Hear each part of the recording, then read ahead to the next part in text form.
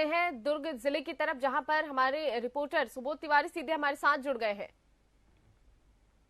सुबोध, क्या कुछ है दुर्ग जिले में खास जो आज दिन भर सुर्खियों पर बने रहने वाला है? लीला जी, बड़ी बात है राजनीति में इन दिनों। दुर्ग जिला जो है काफी कहा जाए कि दुर्ग जिले में काफी ज्यादा गतिरोध है, खासकर इस बात को लेकर कि जो पुराने कद्दावर, चाहे छुटभइये नेता हो या बड़े नेता हो या उनके पुत्र हो, तो उन्हें जिस तरह से भारजीमों जो कि अध्यक्ष पद के दावेदार थे और उन्हें अध्यक्ष नहीं बनाया गया, तो ऐसे कई ऐसे नाम थे जिन जिन पर जो प्रदेश प्रभारी हैं, जो रवि भगत जी हैं, भाजयुमो के प्रदेश अध्यक्ष रवि भगत जी हैं, उन्होंने उन लोगों को जब अ, अ, अध्यक्ष नहीं बनाया तो उन्हें अपनी कार्यकारिणी में शामिल कर लिया। कार्यकारिणी में शामिल कर के जो असंतुष्ट हैं की कोशिश के उन्हें अपनी कार्यकारिणी में किया है, जिसमें कई बड़े। पहला नाम तो मनीष पांडे आता है, जो कि पूर्व मंत्री प्रेम प्रकाश पांडे के पुत्र हैं और कर्मठ भी हैं राजनीति और समाज सेवा दोनों के क्षेत्र में। और जिस तरह से उन्हें भाजयुमो का अध्यक्ष नहीं बनाया गया, तो एक संतोष व्याप्त था उनकी गुट को लेकर।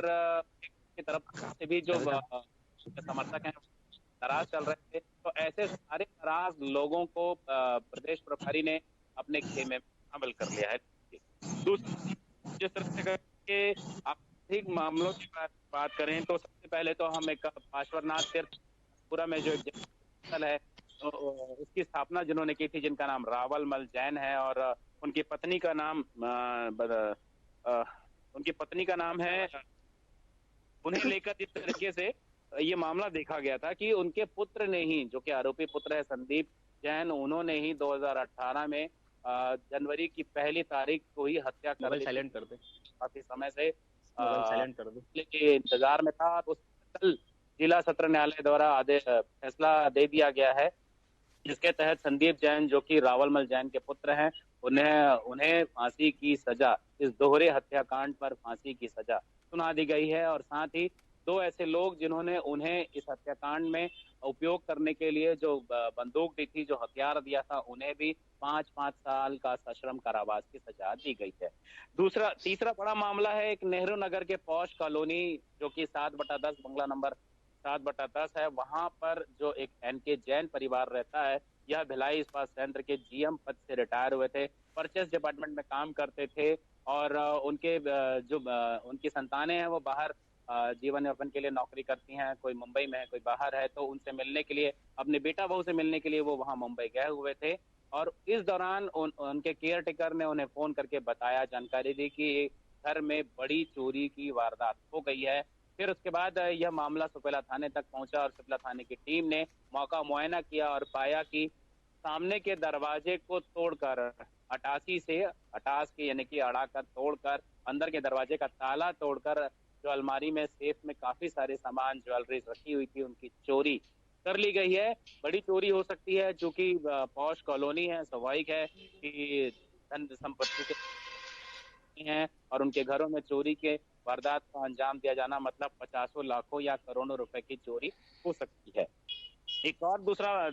चौथा बड़ा मामला है लीना जी, जिसमें हिंदुस्तान ट्रांसपोर्ट कंपनी के जो मालिक है इंद्रजीत सिंह और छोटू को पिछले दिनों धमकी भरा पत्र देकर बेचकर जान से मारने की चेतावनी दी गई थी, धमकी दी गई थी। और उस मामले में पहले ही 2 आरोपियों को गिरफ्तार किया गया था। अभी फिलहाल और 2 आरोपियों को गिरफ्तार किया गया जो इस मामले से जुड़े हुए हैं, जिसमें गुरमुख सिंह उर्फ गाबू और गुरवीर सिंह उर्फ रूबी को गिरफ्तार किया गया है। बताया जा रहा है कि ये सारे जो आरोपी हैं एक ही गांव के लोग हैं, और ये अपने मालिक या अपने सखा या अपने परिवार के सदस्य इंद्रजीत सिंह उर्फ छोटू से जल रहे थे कि आखिर ये कैसे इतने कम समय में इतना प्रसिद्ध व्यवसायी हो गया, ट्रांसपोर्ट की दुनिया का राजा हो गया, और साथ ही जो ट्रक ट्रेलर एसोसिएशन है उसका अध्यक्ष भी बन गया। इस तरह से, जिस तरह से एक समाज सेवी नजरिया भी है उनका, अपने अपने स्वर्गीय पिता के नाम से उन्हें एक हॉस्पिटल भी खोला है। और इस तरह से जैसे जैसे वो आगे बढ़ते जा रहे थे,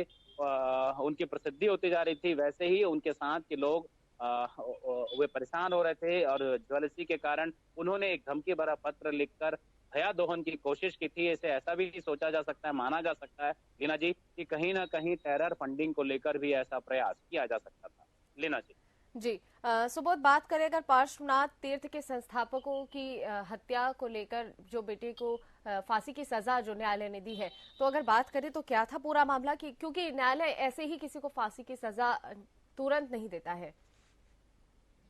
एकदम वाजिब सवाल है लीना जी आपका कि कोर्ट कभी भी इस तरह के फैसले नहीं सुनाता, लेकिन जब सबूत सामने होते हैं जिसमें साफ जाहिर होता है जो हत्या जिस समय हुई थी उस समय बेवजह के पटाखे फोड़ना, 1 जनवरी है करके, 1 जनवरी चूंकि जैन परिवार जो है वो दिवाली नहीं मनाते या फिर दिवाली में इस तरह की पटाखाबाजी या आतिशबाजी नहीं करते, और 1 जनवरी दूसरा एक नया साल नहीं मनाने के बाद भी इस तरह से पटाखे फोड़ना शक के दायरे में आता है। और घर पर हथियार, ऐसे हथियार जो बगैर लाइसेंसी हैं जिसका और किसी और मार्फत से मतलब गैर कानूनी तरीके से खरीदे गए हैं, और उनका उपयोग अपने माता पिता की हत्या में करना, और उसके बाद झूठ, ये हत्या करने के बाद भी अगर मान लीजिए अगर कोई आरोपी बचना चाहता है तो बस पास के पुलिस थाने में संपर्क करके जानकारी देता है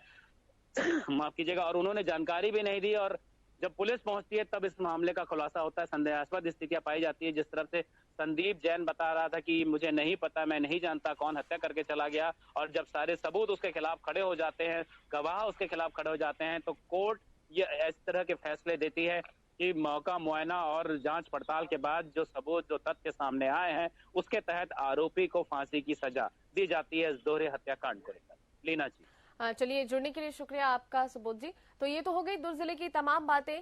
जो आज सुर्खियों पर बने रहने वाली हैं। बात करें पॉश एरिया में चोरी को लेकर तो एक अपराध जगत की एक बड़ी जानकारी सामने आई है, जिस तरह से पॉश एरिया में चोरी की वारदात को चोर अंजाम देकर चले गए हैं।